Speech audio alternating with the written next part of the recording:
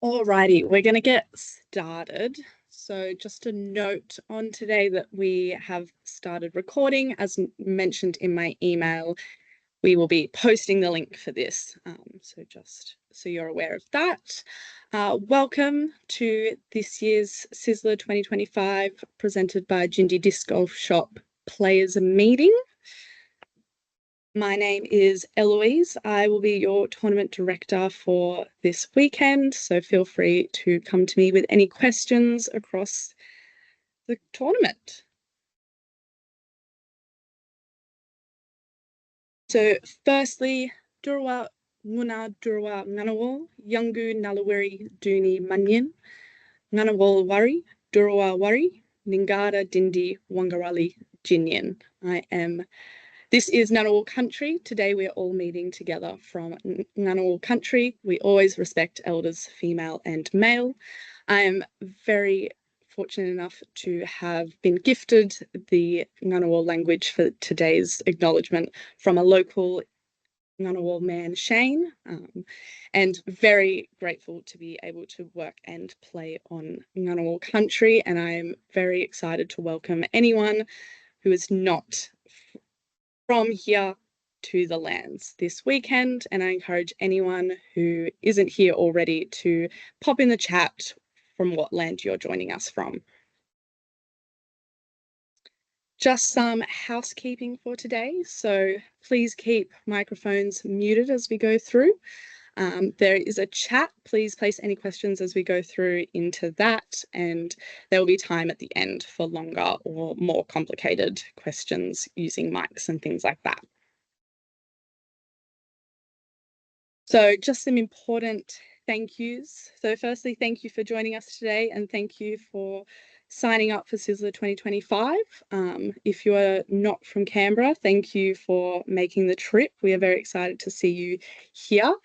I would also like to thank our sponsors who without this weekend would be impossible for. So our title sponsor, Jindy Disc Golf Shop, as well as our affiliate sponsors, Yarralumla PlayStation, Disc Golf Warehouse, Townsville Trivia Nights, TV Magic, Evil, Disc Golf Lord, Minnesota Disc Golf, Kingfisher Disc Golf, Riddle Room, Axe Throwing, Obi Shardman at the Property Collective, and the Flying Disc Store.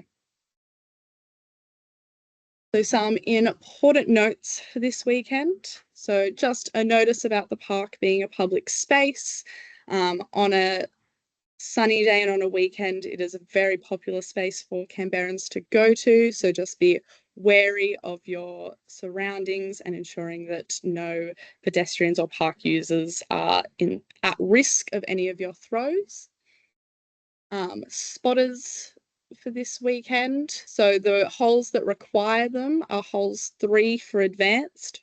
For the intermediate layout, they're not as required. But for both layouts, both hole 9 and 18, we will have volunteers there as much as we can. However, if you notice that there isn't one, please work it out through your card mates and caddies and make sure that someone is there and available on those holes. For course marking, so for anyone coming up early, we already have circles, OB, hazards and drop zones already marked, so you'll be able to see those all throughout the course.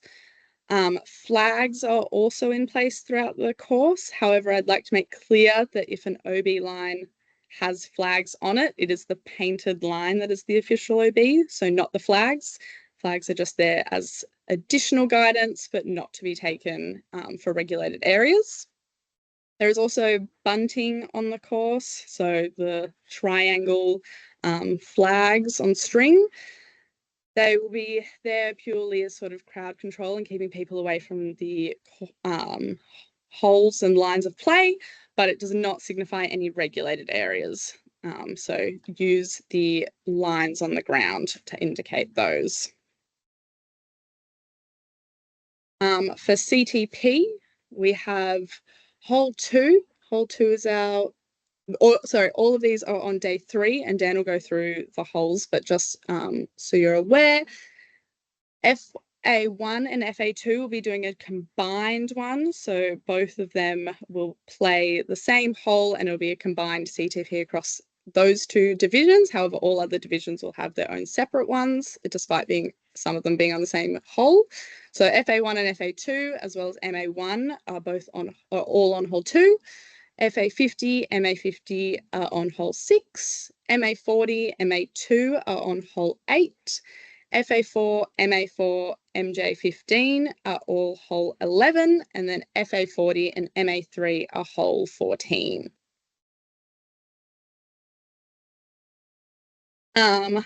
Just some additional notes on sort of PDGA. So we have live scoring in place for the weekend. It's expected that all players on the card are scoring themselves, and I'll have some paper ones there ready for you. The password will be provided on T1 of day 1, so I'll let you know as you sort of come and see me then for sign in. Tea times will be put up around 7 p.m. the night before each game at the latest for tee-offs starting from 7:30. We strongly encourage everyone to check regularly. Don't just check this at 7 p.m. and be done. Please check regularly for any small updates and changes as players and courses move around. We also just wanted to mention that this is a PDGA B tier event, so there is an expectation that as a player you do have a solid understanding of the PDGA rules and international variances. So if you're not across them, I encourage you to look on the PDGA website and have a look through them so you understand what's going on. Some key rules that we wanted to point out is that it's a 22-hole course, so it's a long course, and we also on day 2 we have everyone playing the advanced layout, so we are expecting it to take a little bit longer, so please really stick to the 30 seconds to throw once arriving at your disc, and keeping any searches for lost discs to 3 minutes. So yeah, please look at those rules specifically and make sure you know exactly what you're playing within, and to encourage any card mates to also do the same. Just before I hand over to Dan to do the course overview hole by hole, I wanted to mention our other events. So Saturday night we have our social. So from 5:30 to 6:30 we have our distance competition. And then from 6:30 to 9:30, we have our social event. There is a ticket price on that. If you get your tickets before tonight, 11:59, it includes dinner and drinks. Beyond that point, it'll just be the live parked media clubhouse and the 1 disc mini course. And then we also have on Thursday night, so tomorrow night, we have a PDGA League at one of Canberra's other courses. It's only about 10-minute drive from Western Park at Edison Park. All right, I will now hand over to Dan to go through the course.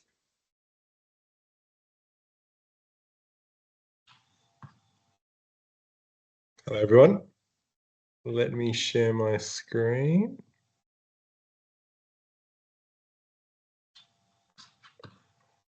And hopefully everyone can see that. Someone could just let me know that's all good.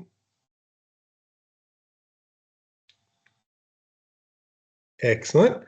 All right, so I've got the big map of the course here. I think the only thing to really consider as you're playing, I'll go through all the holes separately, but really consider water points and having enough water for the day. So we're lucky to have lots of taps and bubblers, water fountains around the park, but just have a look and try to stock up on as much water as you can. Some of these taps marked on the map with this purple icon here are sometimes they're not turned on or the tap handle has been taken away. So anytime you see some water that you can have, you should make the most of it. Another thing worth pointing out is the toilets. This will be the main toilet. Can everyone see my cursor? Is that visible to everyone, hopefully? Great. So this will be your main toilet near HQ that you'll go to, and there's quite a few there. Another one that is very handily kind of halfway through the course is the one down here, just behind hole 10's T-pad. So those are the two main toilet areas, and they're kind of centrally located, which is quite convenient. In terms of parking, there's lots of options. You know, we recommend if you're teeing off early in the day and you've got that little bit of extra luxury of not having a full car park, consider parking a little bit further away from HQ, just so people who come in later will have a few more options, because it does fill up throughout the day. But you know, if you want to park in the main car park, that's totally fine as well. Yeah, lots of options. Make sure you leave enough time to get to your tee time. I recommend planning to get there 20 minutes at least before you tee off, just so nothing can go wrong in terms of penalties for not being at hole 1 for your tee time. Okay, let me move on to the hole previews. So what I'm going to do is go through advanced and then intermediate for each hole. So apologies for the people only playing advanced, but we should be able to smash through it pretty quickly without too much confusion, I hope. So hole 1, advanced and intermediate are the same hole. The only difference here is the par.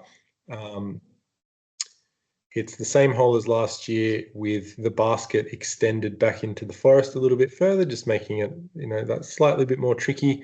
There's a new forehand line down the left, or lefty backhand line for those so inclined, that, you know, might present a viable alternative to the classic right line that we have in normal times. Oh, a little bit of OB left that you'll see marked, and that's basically to stop people from walking across the fairway. Shouldn't really be in play. I highly recommend aiming right if so it's not in play. But yeah, it's more of a crowd control thing there. Hole 2, no OB in sight. Again, advanced and intermediate will play the same hole for that, same par as well. Just a straight tunnel shot. Just be wary that people might be walking across this path. So you don't necessarily need a spotter, but just be mindful that could be the case. It's not a very popular path, but some people do walk down it. This is CTP for MA1 and also for jointly FA1 and FA2 on day 3.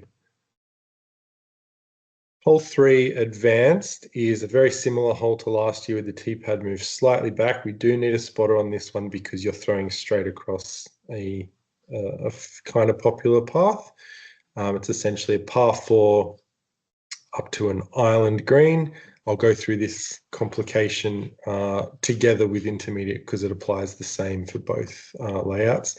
But basically, you've got OB long off the tee that is kind of in play if you do send one pretty long. There's also a construction zone on the left that just be wary of. It'd be pretty hard to find yourself OB there, but just be wary that that's there. The intermediate is from the traditional white tee pad as a par 3 and has the same OB rules. So what are the OB rules? I'll focus on the intermediate because it's a little bit more zoomed in. Basically, there are 2 drop zones. The reason you will go to drop zone 1 is if you go OB on your approach to the basket and you are past this line. So by past this line, it's everything towards the basket on that line. If you were to throw your tee shot, for example, on the intermediate and land here, you would play that as normal OB because you're not past the dotted line. If you landed here, however, you would move to drop zone 1. Hopefully that makes sense. From drop zone 1, if you fail to hit the island, that is the only time that you'll move to drop zone 2. And the drop zone 2 is basically right off the island. And from there, normal OB rules apply. So it's not the case that if you're in the middle of the fairway and you go for the island and you miss it, you move to drop zone 2. No, there's only very specific circumstances that will lead you to drop zone 2. Most people will be heading to drop zone 1 if you hit the island. Well, everyone, if you miss the island, you will be moving to drop zone 1 initially. And it's only if you then miss the island from drop zone 1 that you go to drop zone 2. And this dotted line is important as to whether you move to drop zone 1 or you play it as regular OB. So again, if your tee shot or your shot of any kind lands here, you're not past the dotted line, so you play it as normal OB. But if you were to land here, you would move to drop zone 1 and play from there. Hopefully that's clear. It's a long-standing rule for this hole. It does cause a little bit of confusion each year. So if you need further clarification, you can pipe up or you can get clarification from Ello or myself if needed. There's a general principle in disc golf that if you're unsure, you can play it both ways and talk to the TD after the round for an official ruling. This is one where you might want to do that if you do find yourself confused. There shouldn't be much confusion about actually whether or not something's inbounds or not. So it's a bit different to maybe situations that you might play it twice. But if there is confusion about the rules, just play it both ways that you think, and we can give you a final ruling on that one. Okay, so hole 4 advanced is the normal gold hole, and hole 4 intermediate is the normal white hole, but the only difference is we've introduced this very popular hazard line right down the middle of the fairway. So everything to the right of that line is hazard, and the line stops at the trench. You might be familiar with the trench near the green. So anything that lands in this yellow zone, you play it where it is and take a one-shot penalty. So it's different to OB in that sense. There is still OB well over on the right. It doesn't really come into play, but it might. But yeah, same as the normal gold and white holes, except for this newly introduced hazard. Hole 5, this is the rock hole, people might know it as, or crush rock. This is just the stock gold and white layouts for advanced and intermediate respectively. So it's just the regular bollards being OB. And this one's more about distance and placement than it is about OB. Hole 6 is a new hole this year where we've got it up the top of the hill and throwing down into the trees, nicely guarded green. It says 126 here for the advanced. It's probably around 115. I think UDIS mapped it a little bit wonkily, so just keep in mind it's not quite 126, and it plays a lot shorter because it's downhill. But nice fun hole, I think, for a lot of people just to throw something up there and watch it sail down the hill. And same for both layouts. There's OB bollards on the left and path on the right. The bollards are probably more likely to come into play because you get a lot of tree kicks that kick you left. This is CTP for MA50 in the advanced layout, and the intermediate layout, it's CTP for FA50. Hole 7 is another new one. It's basically the reverse of the normal hole that comes down the hill.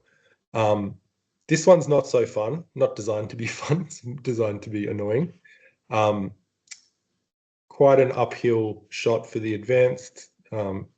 98 meters probably plays a little bit further, but OB bollards on the left. So it's basically the mirror image of the other hole, hole 6 in terms of OB, and OB road on the right. Hole 7 for the intermediate is much more in the open for the tee shot, but you've still got 2 genuine lines to the basket and it's uphill, so it plays a bit further than its distance. Same OB though. Hole 8 advanced is CTP for MA40 and MA2 on day 3. This is the normal gold tee pad, so it's not pushed back like we did last year. It's the normal position of the tee pad with the basket pushed back instead. The map here has the trees, but in actual fact, most of these trees have been cleared. So you'll notice that it's very wind affected. It's not super close to the water, but it's much more wind affected than you might think, and that it's much more than it used to be when the trees were there. The only OB here really in play is the OB water long.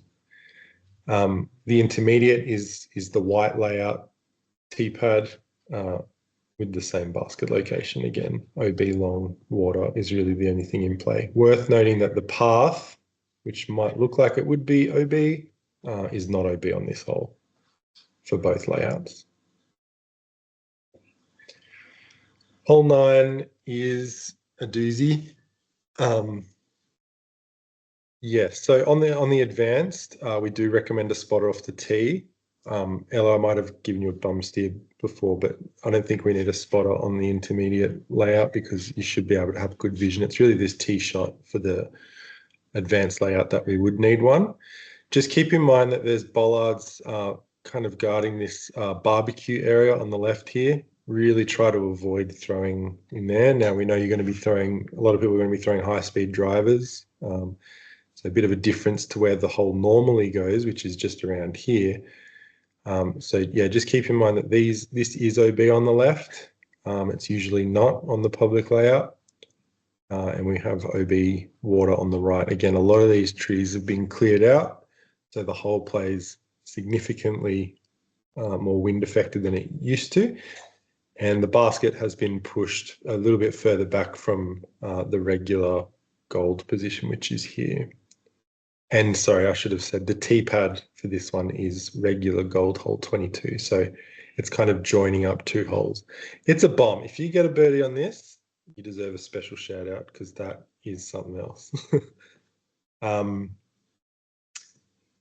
intermediate version is playing from the gold 23T to that newly placed basket. So it's a lot shorter. Should be a really fun shot to watch. You go downhill, try not to leak too far left, and the birdie is definitely on the cards for this one for intermediate.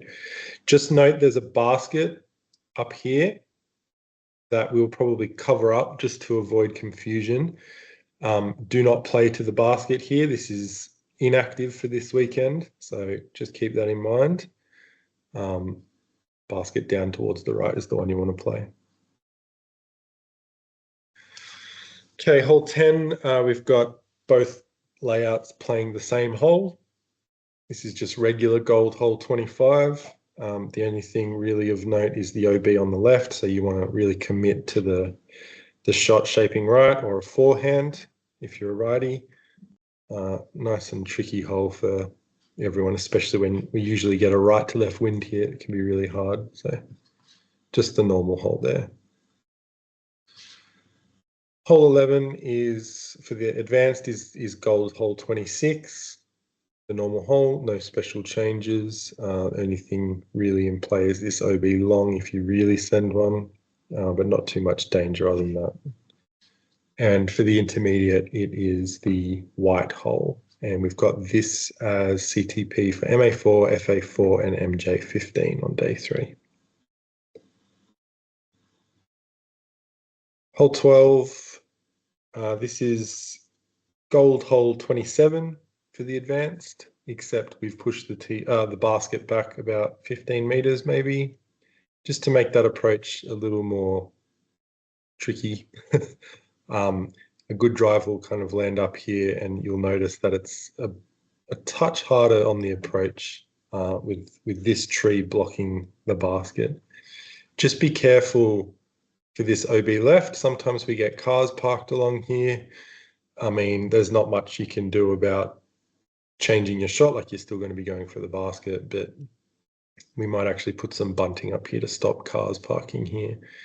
And just note this road is busy. I'm famous for throwing a forehand that hit a car and returned inbound, so maybe if you pay someone enough, they'll do that drive-by for you. But it cost me a lot of money to do that last year. The intermediate is the white 18.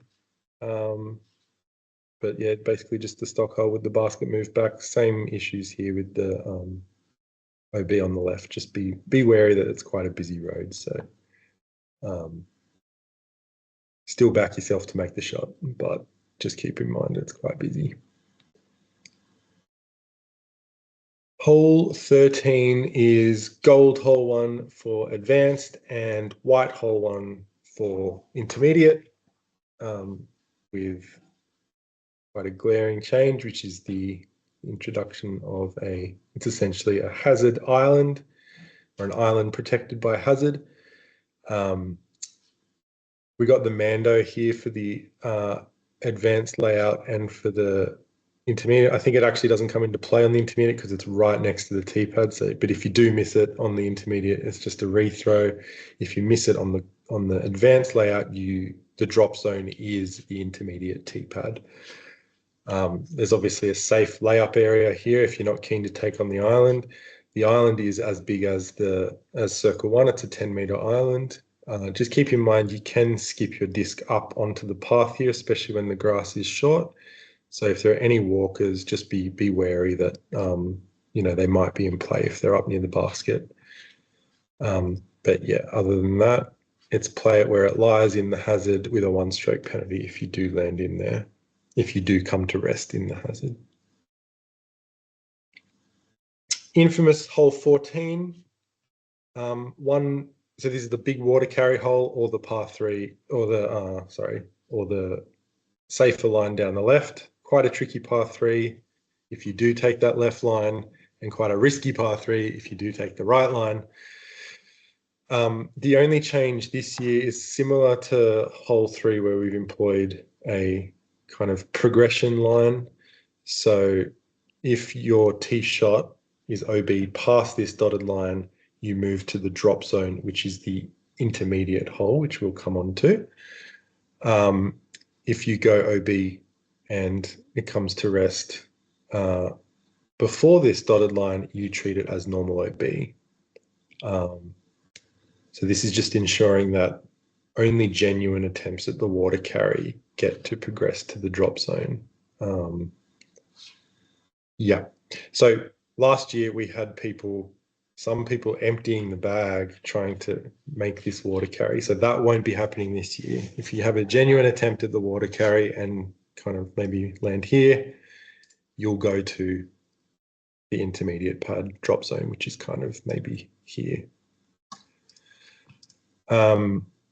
So moving to intermediate, which is CTP for FA40 and MA3. This is where you'll go if you fail on your water carry attempt on the advanced layout. And it's basically gold hole 2 with OB water long. In terms of the OB water, I want to stress that we don't want people hanging around trying to get their disc out of the water straight away, especially if it's well in there. If you can reach it and it's within reasonable reach, sure, grab it. But we really don't want backups to be caused on this hole because people are trying to retrieve discs from the water. If it's not immediately gettable, come back at the end of the day to get it. Because last year I think there was quite a lot of backups for people trying to get their discs, but also because people were emptying the bag on this hole. So hopefully that makes sense with the dotted line. I can cover it again if people are unsure after I've gone through all the rest of the holes. So hole 15 advanced is where gold 3 usually is, but it's with the tee pad pushed up a bit, and now it's a par 3 with the basket moved down onto the right. So it's a very different hole to gold 3, but it's in that area. The only OB really in play is OB water right. Also, these bollards are long and there's a line marked here. Not super in play, I wouldn't have thought, but just keep in mind that these bollards are OB. Very tricky birdie. Mando's over here, not really in play again, but yes, just be aware there is one, and it's a rethrow if you miss it. So quite a harsh penalty, but because it's not really in play, I wouldn't be too worried about it. For intermediate, they're teeing off from the gold 3 tee pad and playing this as a par 4 to the basket on the right. Again, Mando right, not really in play, rethrow if you miss, OB water, and bollards as well.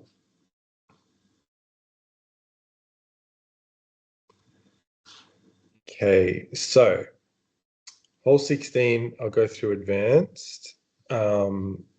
There's a couple of changes to this hole. The tee pad and the basket are exactly as they normally are, but there are some OB changes. So the first thing worth noting is usually we don't play OB bollards on this hole, but in this case we will be playing it. Usually it's the water, but again, it'll be the bollards in this case. A couple of reasons for that.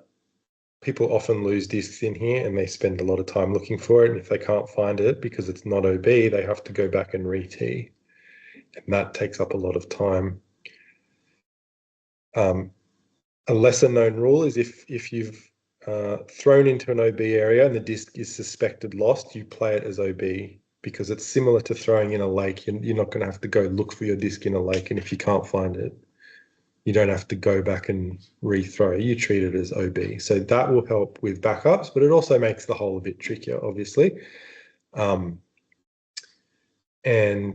there's an OB section on the left, which also makes it trickier. It gets quite narrow towards the basket. There's a Mando tree on the left here, which is a Mando right. Not super in play. Rethrow if missed. But just be aware it is there. Just here, there's a little kink where the bollards kind of turn right and go towards the water, and there's a bit of a blue line mark just to make it clear what that line is. So just keep that in mind. It kind of becomes the water at this point. This is all water, and this is all bollards. These bollards are a little bit different. The vertical post is on the outside of the horizontal post, and at Western Park, the bollard, the OB is defined by the vertical post of the bollard, and specifically it's defined by the inside edge of the vertical post. So if your disc, well, it's hard to draw, but consider an OB line starting at the inside edge of the vertical bollard. Hopefully that makes sense. I can draw it if people are confused by that. But yeah, the vertical posts in this case are on the outside of the horizontal. Usually they're on the inside of the horizontal, but just keep in mind the horizontal one doesn't matter. It's all about the vertical one, and it's all about the inside edge of that vertical post. Hopefully that makes sense. Intermediate, exactly the same OB, bollards right, marked left. This is all flagged, so you'll be able to see it nice and clearly. And the tee pad is in the same spot as last year. So it's a little bit of like a backhand turnover or a forehand down to this area here to have a good look at the basket. Tricky hole though. Hole 17 is gold hole 5 with the basket pushed back. Both layouts are playing the same hole here. You'll notice that a lot of these trees are now gone. So the water is much more the water's not super in play, but the wind from the water is the kind of factor here. It gets very windy on the water here, and the removal of the trees really makes that obvious. But basically gold hole 5 with the basket 5 meters further back. Hole 18 is the same as gold hole 6 for the advanced. Oh, sorry, was that a CTP hole? No, it wasn't. Okay, sorry. So hole 18 is hole 6 gold for the advanced. A couple of things worth noting. There is a Mando left. It's the big Christmas tree, we call it. Drop zone next to it in a tricky spot. Like you don't have a direct look at the basket, but you can get there. There's OB right on this path. That's how we normally play it. But something new is the OB line that runs on the left side here. Usually we play the bollards on the left, which is one tree line over. So this has just been brought in a little bit. And then this section up here is all new. It's splitting this hole from the other hole, essentially, but it runs along the tree line and quite close to this tree to the left of the basket. So just keep that in mind. A lot of times people land over here off their approach. That would be OB if you do that now. For the intermediate, they have the same Mando, not super in play, but again, there's a drop zone if you do miss it. It's the same tee pad as last year. This makes it look like you're teeing off from out of bounds, but you're actually not. It's just in front of the OB. So it's just normal OB rules. And yeah, this new OB on the left is probably the big danger. Also, the basket's been raised because why not? Hole 19 is the same as the hole we played last year. This is a very good birdie if you can get it. Both layouts are playing the same hole. OB path left, OB water right, basically lots of trees. And this one you need a spotter because you're throwing over a hill. So there will be volunteer spotters throughout the weekend. I think Elo might have mentioned this. If there isn't one on the hole when you get there, just send a car mate up. This one needs a spotter, definitely. Hole 20, sponsored by Stephen's cat, Pancake, very cute, is gold hole 8 for the advanced, stock hole, OB path left and bollards right. Choose your own adventure.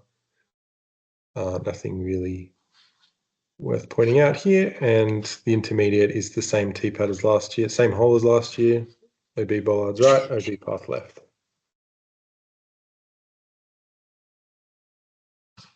Hole 21, this is sponsored by my beautiful little puppy Edie, is the big par 5 for advanced. So hole 9 on the gold layout. This is just path left, bollards right, OB. Nothing really worth noting. It's just placement shots, get your birdie. And for the intermediate, it's the same par 5 as last year. So slightly different angle, a bit more technical, but not as long. And same OB as normal. Hole 22,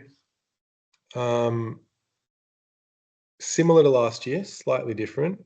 Tee pad's been pushed over to the right by maybe a meter or two, just to get a bit more solid footing.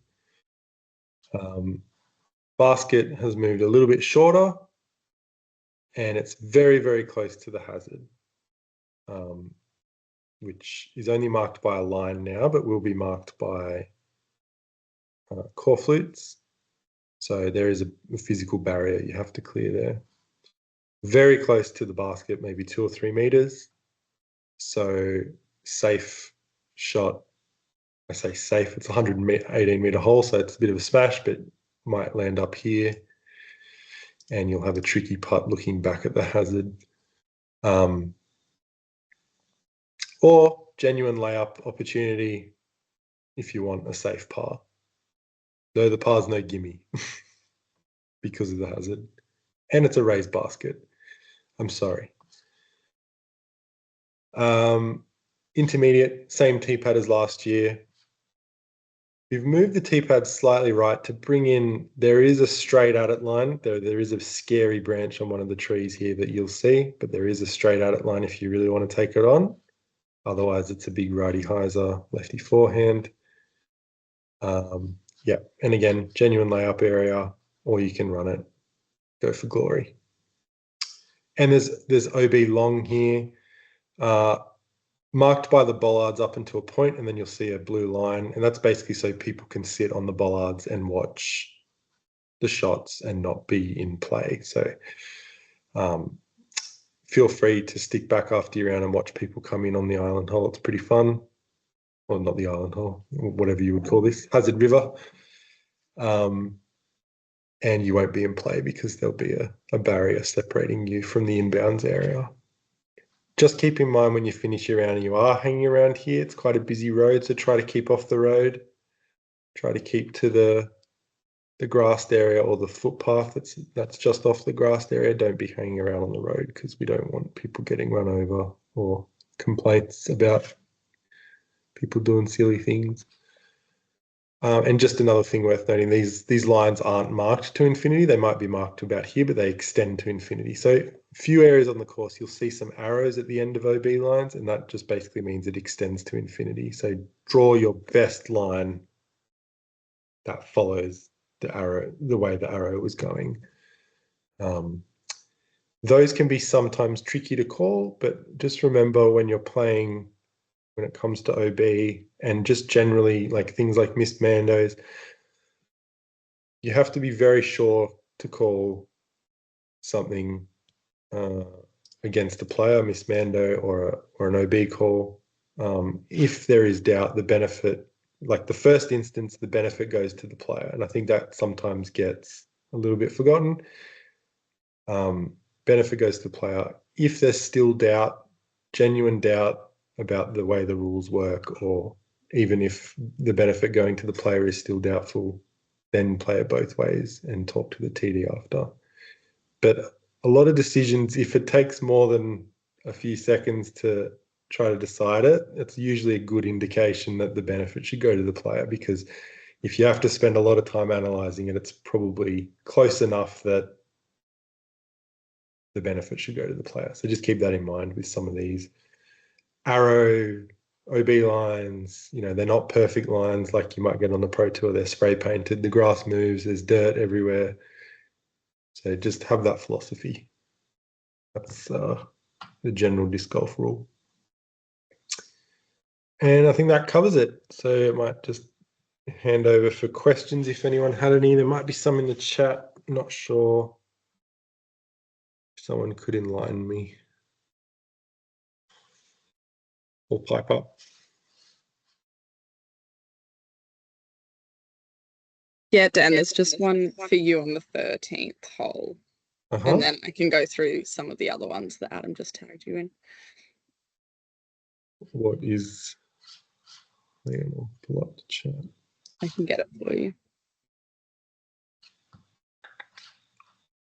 Just the Mando on 13, does it include the right branch that it's marked? So if you go through the fork, are you okay, or does it include the whole tree?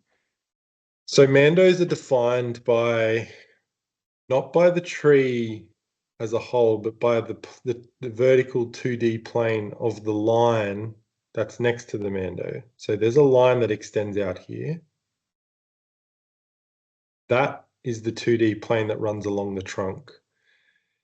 And it usually runs straight up vertically. So at the base of the tree, imagine there's a, where the line extends out to the right, there's a 2D plane that goes up, directly up.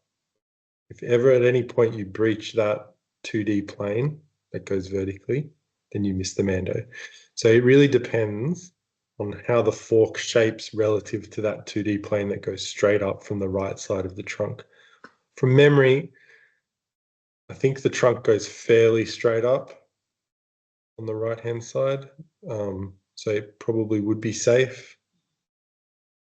Again, if there's a lot of doubt over it, benefit goes to the player, but hopefully that makes sense.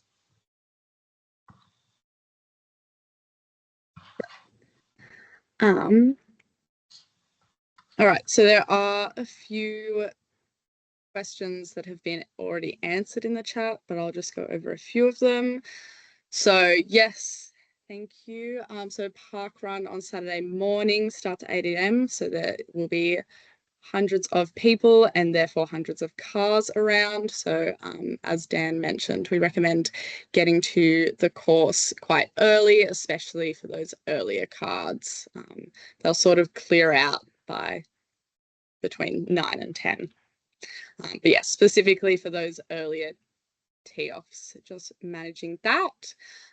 For the weather, it definitely does look like there's some significant rain on Sunday. I think the chance of thunderstorm is pretty low, but for anything like that, we'll mainly be following the sort of PDGA competition guidelines, which talks about sort of a 5K radius of lightning, but then I will sort of sit with the judgment if there is any impacts to safety as well. If a call needs to be made to stop play, we'll likely just be using car horns to indicate throughout, noting that it is a large course. So if you hear something and can see other people, making sure that they know that that message is passed on as well.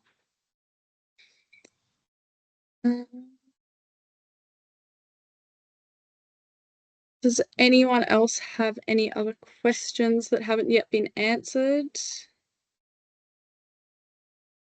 Oh, yes, sorry, Wayne. For prize breakdowns, we're still finalizing the financials in terms of sponsorship coming through. So I'm unable to confirm that at the moment. However, they will, as a major, it'll be obviously in line with the ADG guidelines for payouts there, but we will provide more specific numbers closer to the comp. And just worth mentioning, they will certainly exceed the minimums that ADG recommend. We've done very well with sponsors, I think, and yeah, it's been a focus for us. So yeah, like obviously these events are funded partly by the players, but also by sponsors, and that's why we really want people to show support for the sponsors. And yeah, they make it all possible. But yeah, still finalizing that. We will post the indicative payouts over the course of the weekend, so you'll get a good look at those. Yeah, is there an ace pot? Asking for a friend. If you get an ace, you've done very well. There won't be an ace pot at this stage. No, I don't believe there will be. Sorry, but you will be able to say you got an ace on one of the hardest courses, hardest layouts in the country.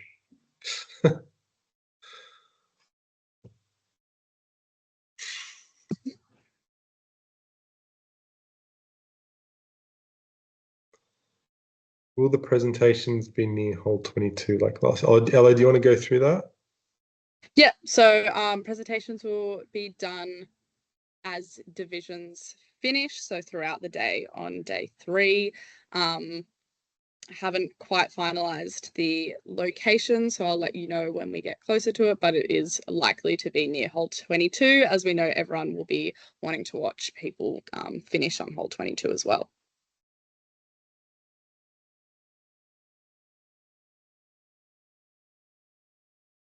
Cool.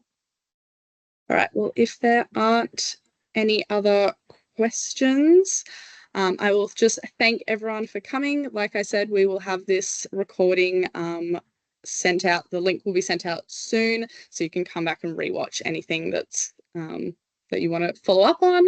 But thank you for coming. Good luck over the weekend. And just a reminder to have fun throughout the weekend. Despite the rain, I think it'll be a really good weekend. The course is a lot of fun. So good luck. Thanks, everybody. Bye.